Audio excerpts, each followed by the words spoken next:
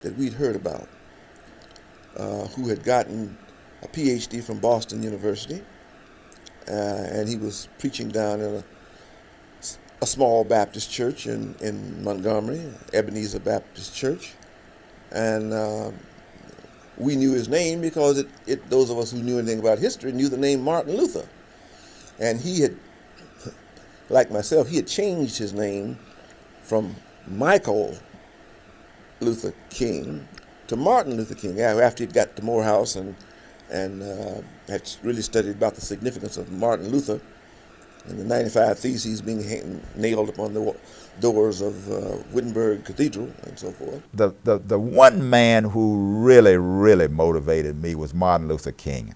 Oh, we had him here to speak, and he was such an orator. Oh, I'm telling you. And I'd follow him down to Durham and hear him give the same speech down to Durham, and he would just motivate me.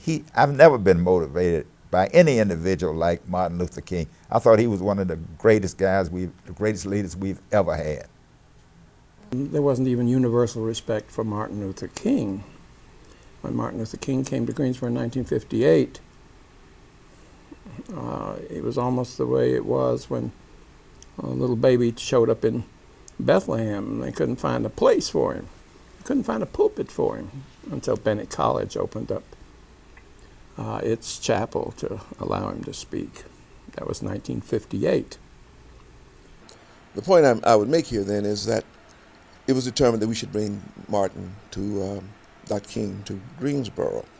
And we should bring him here because we needed, as did Charlotte and Charleston and Raleigh and Durham and Charlottesville and Richmond, we needed a force to galvanize our people, to bring our people together and unite them, to unite the yardmen and the cooks and the maids and the chauffeurs and the professors and the physicians and lawyers and so forth.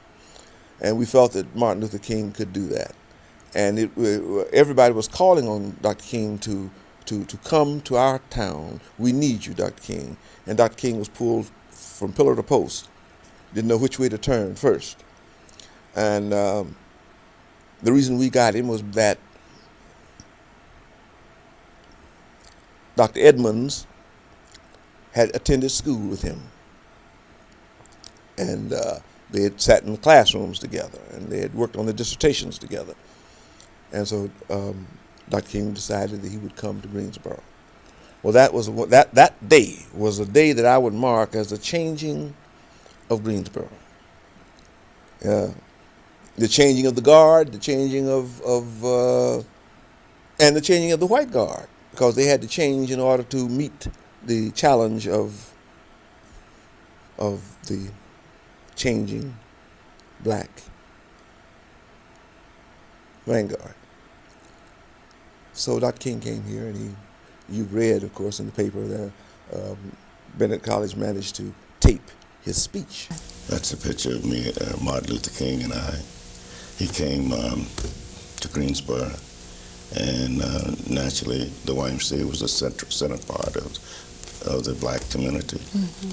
So we had lunch, and I had a chance to make a picture with him. Mm-hmm. And there are other people who you brought to the Y as well. Oh yeah, I brought Joe Lewis, Ezra Charles, Jackie Robertson, brought them to the Y. I don't. The year it was about 2 or 3 years before he was. He was killed. Yeah, okay. Changed me at least from being disposed toward violence. You've told our audience that I am publisher of a newspaper called the Carolina Peacemaker. You see, even as I took that name, the Carolina Peacemaker, it's a sort of a subterfuge. That I said, all right, if you will not come into my home and slap my wife around and spit upon my children and misuse my family, I will adhere to what Jesus said. Blessed are the peacemakers, for they shall be called the children of God. But if you do that, then I will adhere to the principals of Wild Bill Hickok and Matt Dillon with my Colt 44, peacemaker, he said. And this is what I said to Dr. King sitting on that couch beside him. I said, Dr. King, you are going to get a lot of people killed. I heard somebody else say this. I wish it had been my original thought.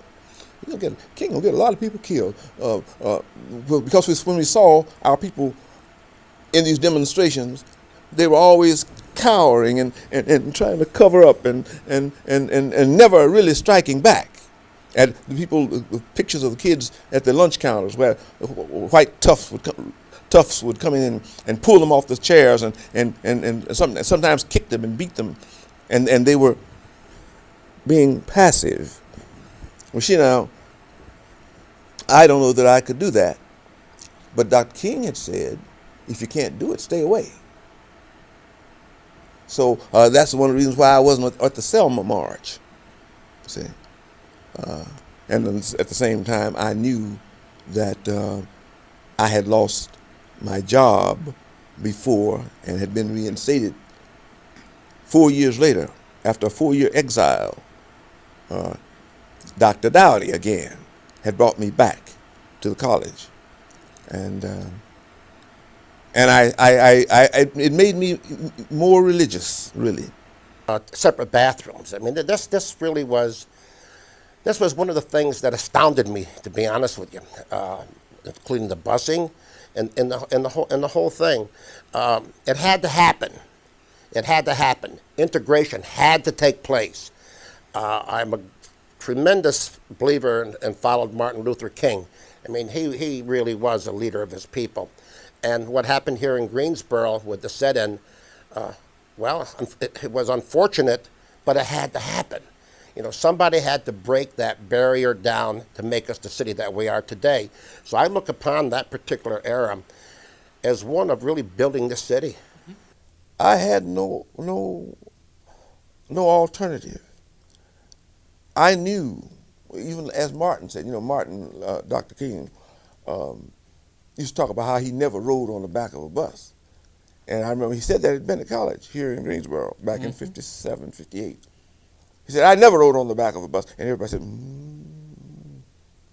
So if he was going to get somewhere, he had to ride on. And then he said, my body might have been on the back of the bus, but my mind was up front. And I declared then, he said, as a boy, just as I used to declare, that one day my body's going to be up there where my mind is. Black church played a great role. And people like Dr. Times and his congregation, and many of them went out with Dr. King and really worked with it to make a difference. I think the clergymen, without what they was doing and what they did, I don't think that we would see the kind of place to live as we do today. And to me, that was very important. I think they played a great role, and they were sincere about it from the pulpit. They talked about it. They were active involved in making a tremendous difference. Had done great things despite tremendous odds, but he did not take this political tack, you might say. And it was only until the advent of Martin Luther King Jr. that we had black ministers coming four square up against the opposition, white opposition. So I guess what I'm saying here in Greensboro, a lot of people may have forgotten the gentleman, except the people who were members of his church.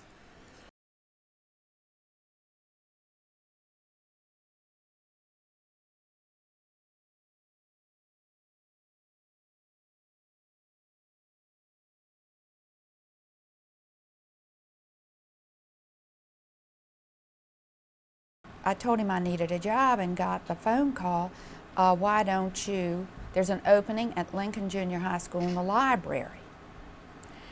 And I thought, fine.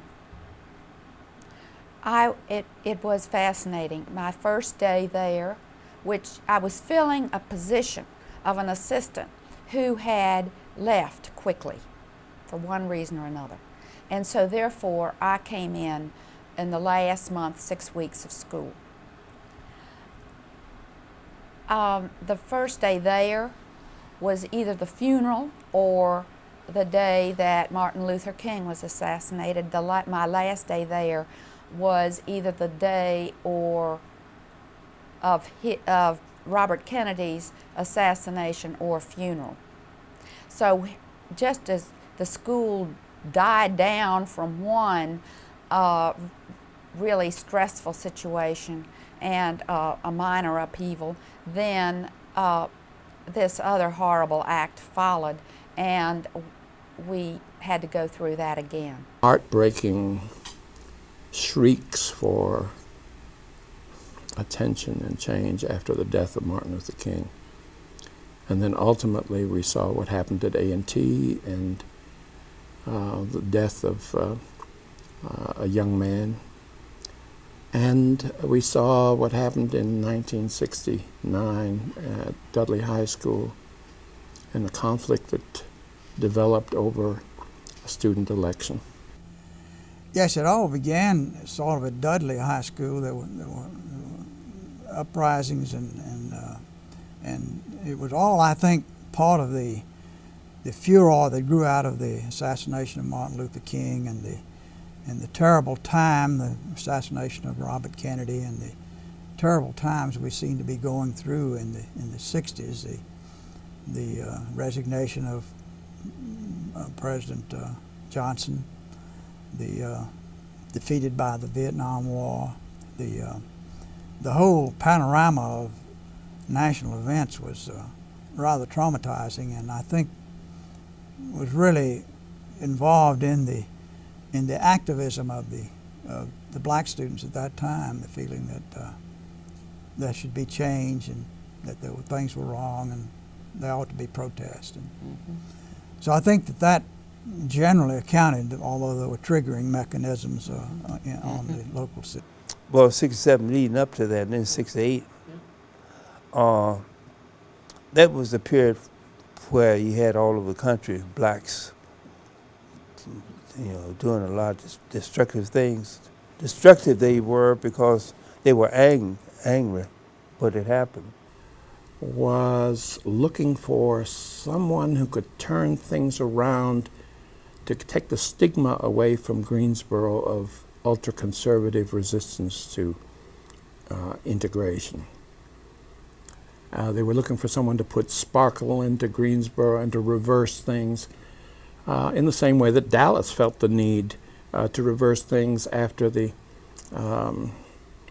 Kennedy assassination, and in the same way that Memphis felt somehow that it needed to reverse things as far as the public image was concerned of the city later on in 1968 after Dr. King's death. In my time, wars played on TV, sound bites on Manifest Destiny, but all I saw was cruelty and misery and confusion in the vision of my time. In my time,